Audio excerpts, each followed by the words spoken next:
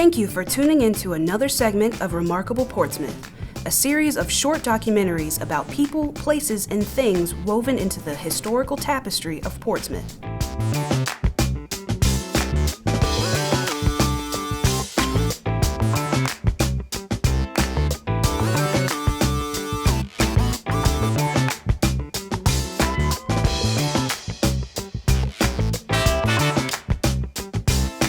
On this episode, we will take you on a tour of the country's oldest continuously operating naval medical facility, which is located right here in Portsmouth.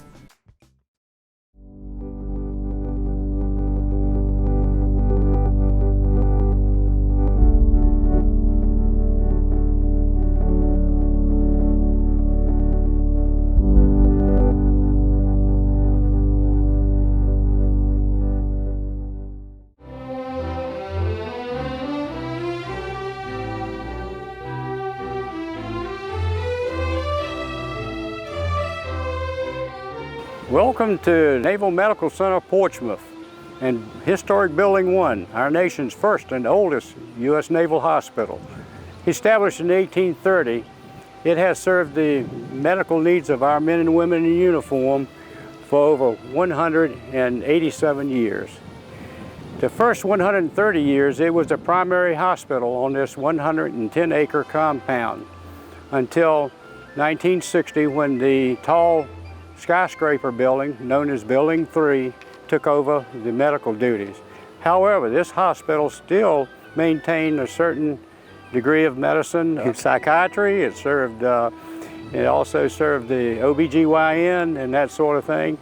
So it has quite a long history, and it's going to be my pleasure to take you through and show you some of the history and some of the artifacts that we have. And so if you will, join me, and my name is Al Cutchin. I'm the volunteer command historian here at the hospital, and it's going to be my pleasure to show you around.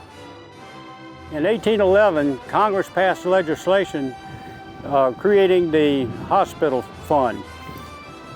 Based on the British system, 20 cents a month was deducted from the pay of every sailor, Marine, and officer, which would go into this fund to pay for his health care. And it's from that fund that this hospital was built. Now, John Haviland, the noted architect of Philadelphia, and of course the noted architect of the 1820s and 30s, presented plans for this building to the Navy, and the Navy accepted it. And his choice was to have the building built with the Greek Revival architecture, which is evident by the 10 Doric columns that you see on the porch. And also that roof line up there indicates that it is a temple. Now, that's just not by happenstance. Our founding fathers encouraged this new nation to establish this type of architecture to allude to the fact that we are a republic, just less like the Greeks and the Romans and so forth. So, if you really think about it, this hospital was built not necessarily by the taxpayers' funds, but by the 20 cents a month that these sailors and Marines and officers put into that hospital fund. April the 2nd, 1827, the construction started on this hospital. It took 6 years and $200,000 until it was completed. We're now located underneath the main steps in front of the building. This is commonly called the dungeon of the hospital. Now, contrary to popular belief, this is not a dungeon, not for the purpose of incarcerating people. It is a place for storage for the hospital. It's an ancillary use. In other words, this is where the oil for lamps were stored, the wood and coal for fireplaces were stored, and even some food products were actually stored here. So this is really the lower chambers, not the dungeon, but we here at the hospital refer to it as the dungeon. Now, John Haviland, in his construction of this building, he designed it so that we have cells here. For every cell has a purpose, and like I just described. Now, right here you'll see this tapered cell that held ice. In other words, they would have ice shipped in here and cut into blocks, stored right here, put a layer of sawdust on it, and put another layer of ice on it. and each cell had a purpose. What's interesting is that every one of these cells were divided by iron doors, separating each cell. In other words, it's designed to keep people out, not to keep them in. People even had tendency back in that day and time to take a little firewood for themselves or whatever. So each cell had a purpose. Now there was one incident during the outbreak of the Civil War when it was used to incarcerate some people. The 3rd Virginia, under the command of Roger Atkinson Pryor, was stationed here at the point at the outbreak of the hostilities.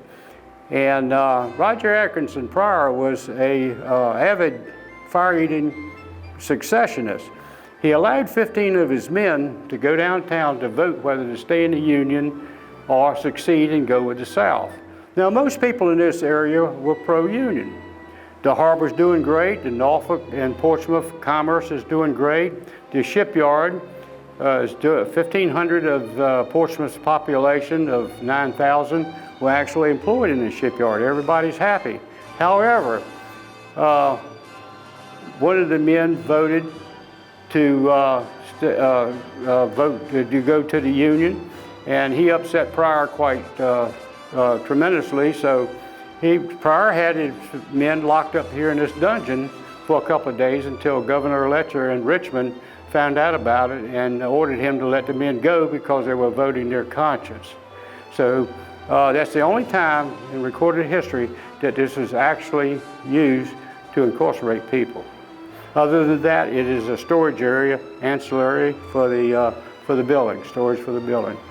Now, if you'll focus on these steps right here in the construction of this hospital, John Howland, the architect, had his men clean and dress over 580,000 brick from old Fort Nelson that existed out here on the point, and had them incorporated in the steps that you see here. So what you see here is the 1806 brick.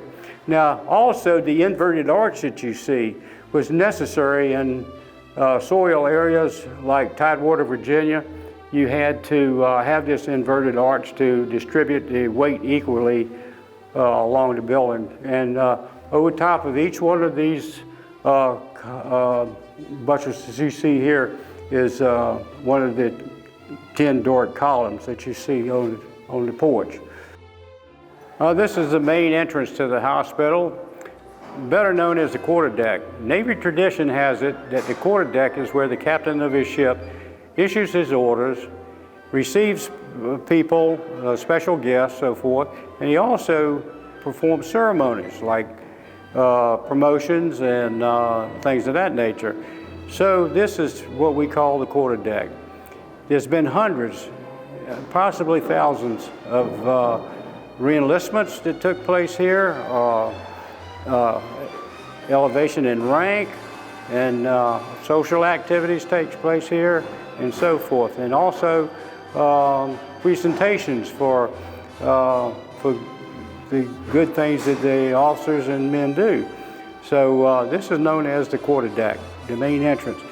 The medical director's office was down this end of the hall, and his associate also was down this end of the hall. We had a waiting room here for the VIPs. We also had an apothecary here that was in this part of the building. This hospital here is credited with some firsts. This is the first graduating class of what will become the Corps School. These graduates graduated in 1902 right here at this hospital. Now, if you'll focus on this gentleman right here, Edward May. Edward May is a native of Australia. He was convinced by a friend that he should come to the United States and apply his trade and skills in training these young men into being medics. Unfortunately, by 1904, Mr. May came down with typhoid fever. He passed away here at the hospital, and he is buried in our cemetery. But he is the first Corps School instructor, and of course this was his 1902 class, the first class of what we now know as the Corps School graduates. In 1908, the Navy had passed legislation accepting females as nurses. The first nurses came to this hospital in 1909, and a very interesting thing happened at that time. The first 3 nurses that were females approached the hospital here. They entered into the what was called the quarterdeck, and they were presented to the medical director here at the time. The medical director had requested nurses, but he was under the impression they were going to be male because this was an old male service. Well, he panicked. He says, my gosh, I got females aboard here. I have no accommodations for them, so what am I going to do?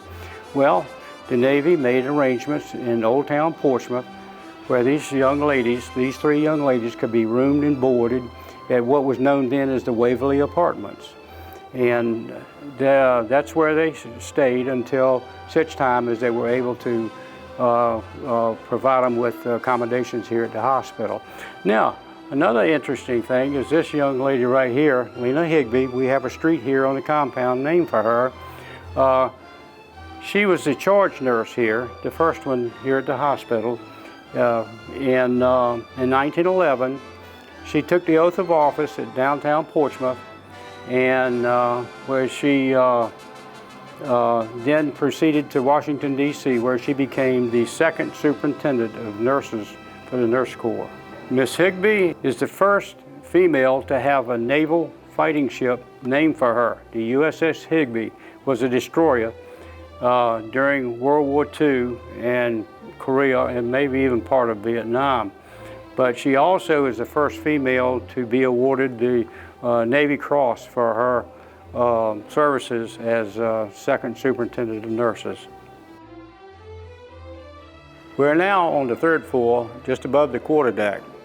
In the early days, when the hospital was first built, if you were part of the staff, you occupied one of these several apartments to my left. Also, we have exhibits that I'd like to explain to you. On my left here is the USS Delaware, which was the first ship dry docked in North America, which took place over here at the Gosport Shipyard, now the Norfolk Naval Shipyard. And next we have John Quincy Adams, President of the United States when the hospital cornerstone was first laid. And also we have Andrew Jackson, who was in office as President of the United States when we admitted our first patient. And also in the background, you'll notice there is a likeness of the hospital, the sash lithograph of 1851. That's how the hospital appeared back at that time when it was first built. Also, we have on this floor, we have some exhibits depicting the Battle of Hampton Roads, which took place on March the 8th, 1862, at which time the newly built ironclad CSS Virginia sailed out of the shipyard at Norfolk, passed by Hospital Point here, and entered into the Hampton Roads area where the ironclad rammed the Cumberland and hot fired the Congress, sinking both of the ships. Franklin Buchanan, who was the captain of the Virginia at that time, became wounded during that day's activities. So later on that evening, he was brought here as a patient, and he spent 3 months here. Captain Buchanan was a well-noted officer of the United States Navy before the Civil War. He went to sea at the age of 15, and of course, when the hostilities broke out between the North and the South, he thought that Maryland was his native state was going to succeed, which they didn't, and he went on to the South and offered his services, which they accepted. And the interesting thing about Captain Buchanan, it was in this hospital that he received word that he had been nominated to receive the rank of Admiral. Also, he is the first instructor of what we now know as the Naval Academy in Annapolis. So he was perhaps our most popular or famous patient during that period. This is the north wing, and the most historic wing we have here at the hospital. Originally, this was an outdoor porch that we're standing on. It was closed in later on, probably around the 1940s, I think. But in order to serve patients inside the wall here, the medical staff came out onto the porch and they'd enter one of the doors here to treat their patients. Each ward, which there was 2 of them, each ward would accommodate 102 patients for a total of 204 patients.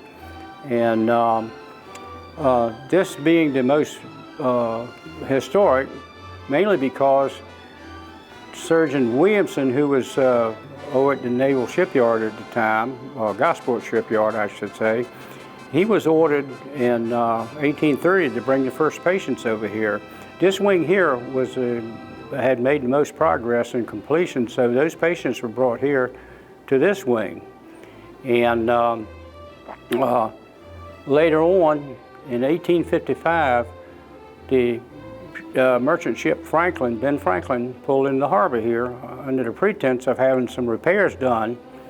And at the time, he had yellow fever aboard, and the harbor medical director told him that he would allow his ship to go into Page and Allen shipyard, which is next to the Gosport shipyard, to have these repairs done, provided that he don't pump the bilges or open up the hull. Well, guess what? He pumped the bilges and he opened up the hull. Mosquitoes escaped. Of course, back then they didn't know it was a mosquito that was carrying this yellow fever. But as a consequence, at least 15% of the population of Portsmouth fell victim to this yellow fever. And so much so that the city fathers of Portsmouth went to Washington, D.C. and asked permission that this hospital open its doors to the local population so that they can take advantage of the skills of the medical staff here, and hopefully that they would recover. And as a consequence, over 600 patients from the city of Portsmouth were actually brought back to health here. And also, at that time, there were several orphans walking the streets of Portsmouth. Their parents fell victim to yellow fever. They were brought here to this hospital and they were housed in this wing until accommodations could be made for them down on Glasgow Street and down to what is now Old Town Portsmouth. As we move on, the medical director here at the time, Lewis Minor, his 10-year-old son actually fell victim to the yellow fever, and he is buried over here in our cemetery. So the yellow fever really took quite heavy on the population here. And later on, we move up to the Spanish-American War, and Admiral Cervera's Spanish fleet was destroyed off the coast of Santiago, Cuba. And as happened, that 48 of the Spanish crew were brought to this hospital and housed in this wing here. Now, the medical director at that time gave strict orders that these Spanish sailors were not to be molested in any way, not to be bothered. They're recuperating from their burns that they received in the battle. And so people were not allowed to visit these sailors or in any way bother them. And in other words, they had the attitude that these Spanish sailors were not enemy. They were fellow seamen that were in distress. And they were treated with such kindness that when they did, after the Spanish-American War, reported back to Spain, letters were written praising this hospital and also thank you for the humane treatment that these sailors received. Of course, we move on up to World War I and World War II. These wings were very active, and also Korea and so forth. But these walls are granite that original, and of course the porch area here has been closed in. And it's now part of the office, used as offices for the Navy Medical Center, Portsmouth operation. You may recall the class of what would become the corpsmen. that were here in 1902. They were housed here in this wing, and they also studied here and likely took their meals here too. So this is the most historic wing we have. At the outbreak of the Civil War, the 3rd Virginia Regiment was stationed here at the hospital, and at that time there was a wall behind the hospital. It was 14 feet high, 3 feet thick. It was called the Garden Wall. And Roger Pryor, Colonel Pryor at the time, in charge of the 3rd Virginia, had his men drill and march and this sort of thing at the Garden Wall, and he was real strict about letting these men leave the compound here. Now these men were local men. They were part of a rifle company. They're from Portsmouth, and of course they wanted to go downtown to see their wives, their sweethearts, and family and so forth. But Colonel Pryor was real strict. He would frown on that. So when a key time would appear, these men would help each other scale that wall, and so they could go downtown and visit with their family and so forth. And one evening there was 3 ladies from Portsmouth walking through what was called Hospital Woods in the back of the building here, and they noticed that some of William Richardson's men. William Richardson was the officer in charge of this group of men. Anyway, they noticed that Richardson's men were scaling the wall like a bunch of wildcats, and the name Richardson's Wildcats followed that regiment throughout the Civil War. We're now underneath the copper dome on top of the building. This is where the OR, or operating room, was relocated in 1909. And the operations up here were conducted on the skylight, which is above me. And also the windows that you see behind me gave light for operations. At that time, ether and chemicals like that were used, but not electricity, because for fear of explosions. This was state-of-the-art, and obviously by the tiles that, on the wall here were easy to clean. And at the end of the day, it was the corpsman's job to open these windows behind me so he could air the place out. And each room had a purpose. There's several rooms up here. One room was for the storage of instruments after they had been properly sterilized and wrapped and stored. And then there's another room where the gauze and bandages were received in bolts, where a corpsman would set and cut these bandages and gauze into the proper measurement and then have them stored in a room. And then there's another room that was used originally for the etherizing room, as they called it, but soon after that it was converted into the x-ray room. And then there's another room where the young ladies who assisted in operations had lockers, and that's where they dressed and prepared themselves for help with operations here. Also, across the hall from that, the surgeons had their facility where they could dress and take showers and that sort of thing. But this right here is the main operating room here. Then also, to my left, there was a room where the hospital staff made their own IV solutions. Building 1 was placed on the National List of Historic Places in 1972. Again, I want to thank you for taking this tour with me and allowing me to take you around this most historic building.